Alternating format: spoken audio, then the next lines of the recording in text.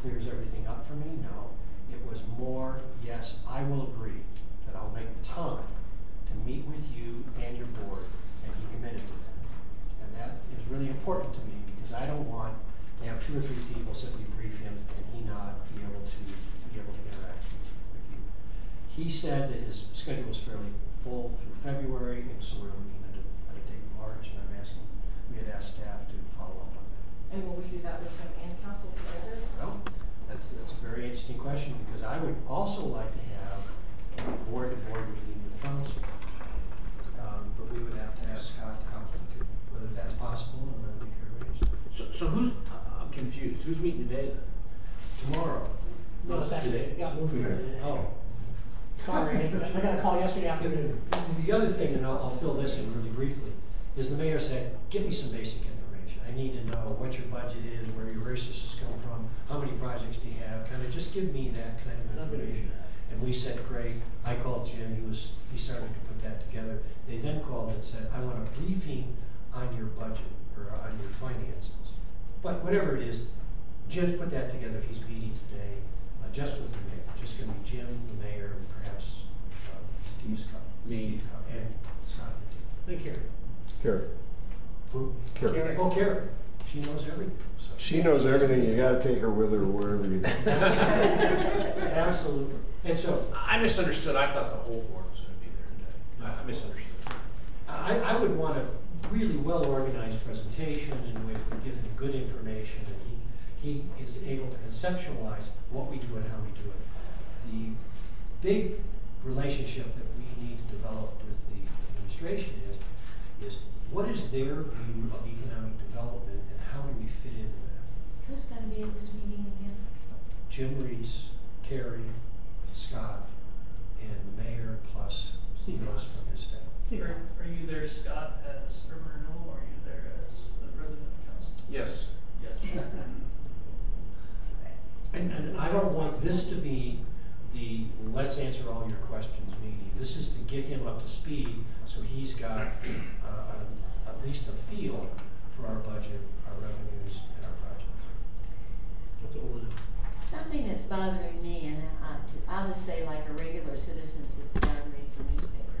That figure ended up in the paper again this morning. And I can't understand if the mayor is repeating it or if the press is carrying that along as a quote. But I think the understanding of what that number means needs to be understood by the public. I do too.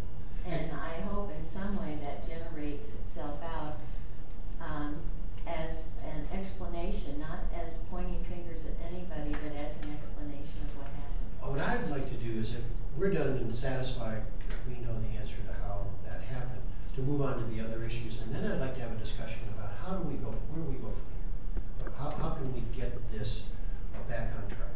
Is that? That's a back on track question. Yeah. For sure. So,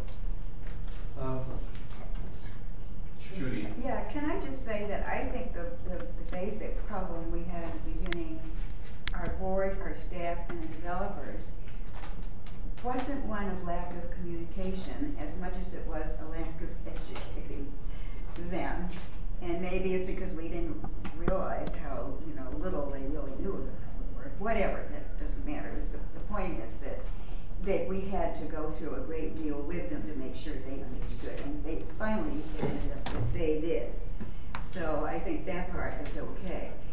The lack of communication thing is what you've been talking about, and that is with city leadership, the mayor's office, and the administration. I don't know how to communicate with council effectively. I know how to contact individuals. They all have limited time, and so you can only get little snippets. And so we need to talk about how we improve that. I'll just give you a little anecdote. Had the mayor had a good relationship with us and said, I'm calling Mike Collins, I want to know what's going on over there on this 1.25, it would have been over. They never would have gotten it. But that didn't happen, and we need to figure out how to make sure that that doesn't happen again. Well, he was using that figure, as Daniel reported. Well, frankly, it made him look good, like he was saving something. Well, he started his comment with, It has been reported that I'm not in support of Ivy Wild, and that's not true. And let me tell you why. That he somehow interfered with that getting completed, and he felt he needed to straighten that out. Why he chose that particular issue and put us in the position that he did to do it, is a bafflement to me. I think that everybody's in a learning position and trying to figure out how we're going to make this government be really effective. And for us, our responsibility is communicating, but I can't see why any working document goes out to anybody without something across it that says this is a working document. Absolutely, you're absolutely right. Nothing should go out like that. I mean, here we had people standing up and using it as an example, and that was our fault because they had hold of that like that. And that bothers me a lot, so I just needed to say that to you. I don't know exactly how you go about things. You've done it for many years. You're very experienced, but is there any way to manage that so that there aren't documents floating around that haven't come to us that are just working documents because everybody doesn't understand that negotiation? Yes, there is, and that's part of the mea culpa I gave you on behalf of Jim and myself when we started our discussion. We made a critical error in assuming that the developers understood the process. They understood how it worked. When you negotiate this type of thing, you're slinging numbers all over the place and all of that kind of stuff, and making sure they understood what was going on. They did not understand what was going on, and that's our fault. And how do we address that in the future? Two ways. Number one, never put anything out that doesn't say draft on it or something.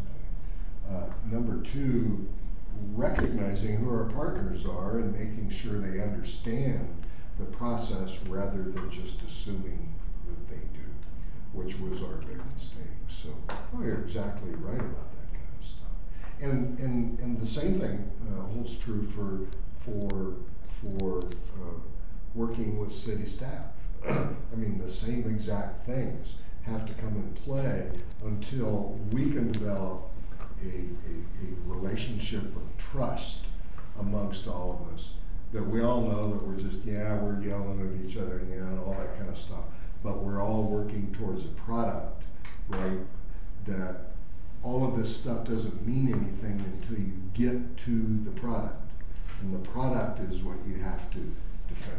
And so does it make us leery about sharing information? Well, sure it does. But those developing that kind of trust is something that just happens over time, and we've got to work at it again. We were complacent in assuming things now are like they've always been. We've always had a great relationship with our developers, and we've had a great relationship with mayor's office, used to be the city manager's office, and the city staff, and we've had a good relationship with council. And we took that for granted, and it was a mistake. And that's all there is to it. Let me